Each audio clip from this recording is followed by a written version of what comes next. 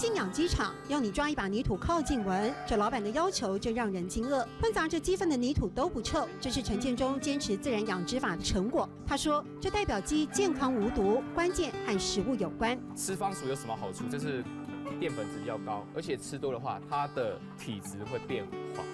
自种的无农药蔬菜之外，还有独门配方。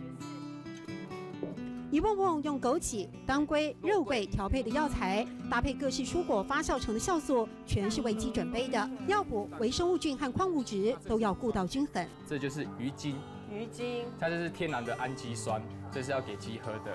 而这些其实人也可以食用。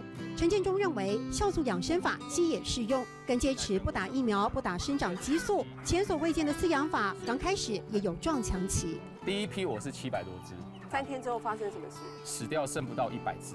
这结果把合伙的原住民吓跑了。原本是汽车业务主管，出钱投资的陈建中，索性把工作辞了，为理想放手一搏。就是坚持而已，我到现在还是坚持，因为我觉得我要让大家都知道我的鸡肉的好处。马偕医院的老医师他跟我讲，我活了60几岁，我还没看过这样子。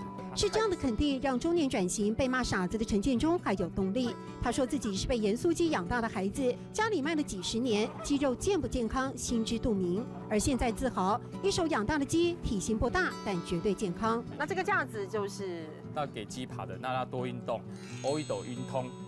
跟人概念一样，欧一斗运通，身体脏不会恐天，对不对？身体才会健康。把鸡当人对待来饲养，这个无臭的鸡场成功说服了左邻右舍，但饲养成本反映在价格。这个为良心而坚持的农夫，得说服更多顾客，才能走得长远。欧一斗运通，身体脏不会恐天。